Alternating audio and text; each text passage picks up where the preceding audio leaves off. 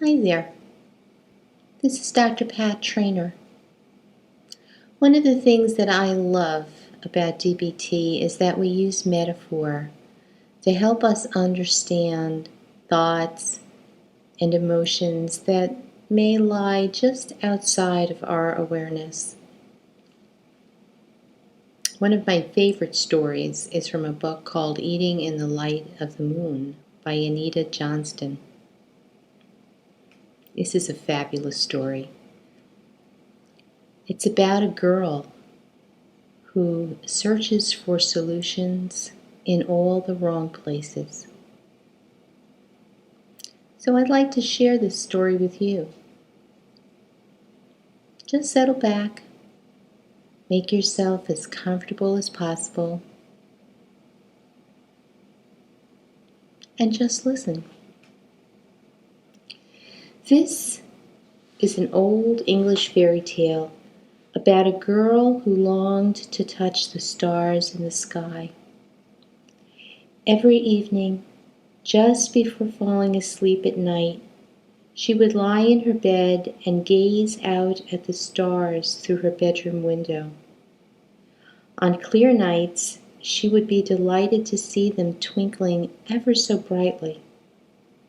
Other nights, she would watch them play hide and seek with the clouds.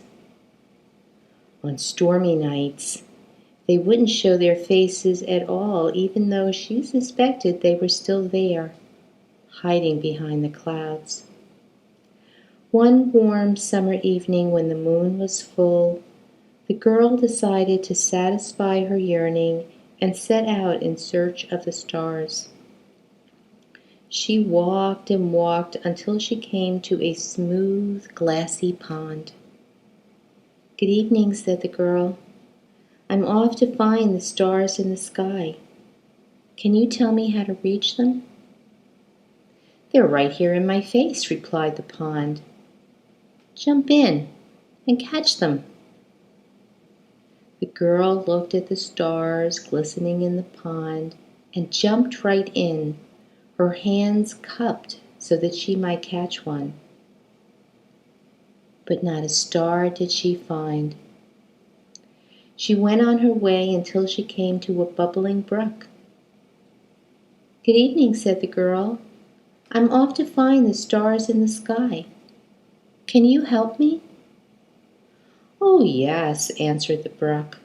"They are always here, dancing in the water between the stones. Come on in and catch them." So the girl waded into the brook with her hands cupped so she could scoop them up.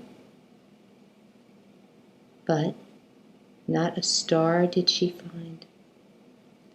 "I don't think the stars are really here," the girl cried in dismay. "Well, they look like they're here, and that's just the same thing," said the brook. "No, it's not," insisted the girl. She continued on her way until she encountered a group of fairies dancing on a hill. "Good evening," said the girl as she approached the wee folk. "I'm off to find the stars in the sky. Can you help me?" "They are right here in the dew on the grass where we are dancing. Come and dance with us and you will catch them." So the girl danced and danced with the ring of fairies, swooping down with her hands, trying to scoop up some stars. But not a star did she find. In frustration, she sat on a mossy stump and said to the fairies as they whirled by, "I've searched and searched for the stars, but I cannot find them. Can't you help me?" One of the fairies began to dance around her, and with a high, sweet voice said, "Since you are so determined to find the stars, I will tell you how to reach them.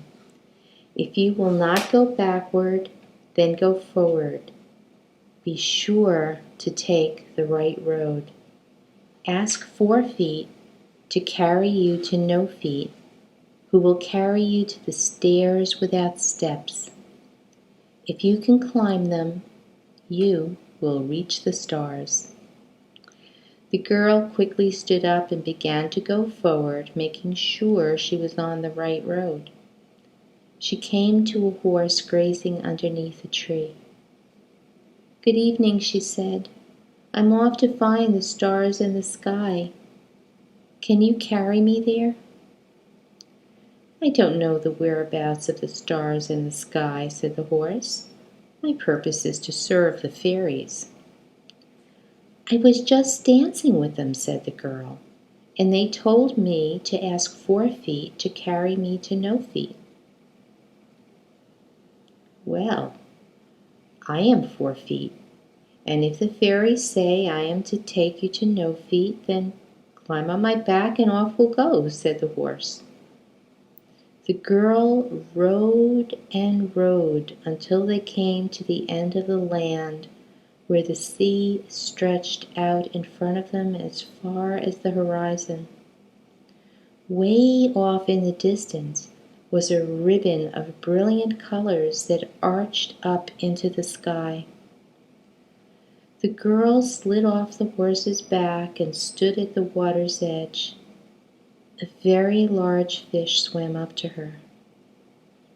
"Good evening," said the girl. "I'm looking for the stairs without steps. Can you take me there?" "I am not available to serve anyone who asks. I am only to do the bidding of the fairies," replied the fish. "I was just dancing with them, and was told to ride 4 feet, who would carry me to No Feet, who would carry me to the stairs without steps." "Well, in that case, hop on my back. I am No Feet, and I will carry you to the stairs without steps," said the fish.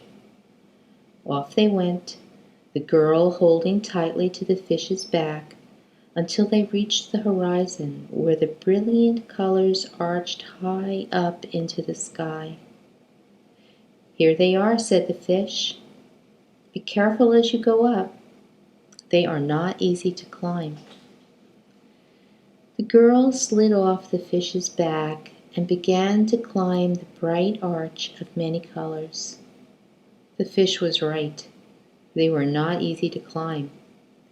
But she moved slowly and cautiously, inching her way along. As she became weary, she would occasionally lose her grip and slip backwards.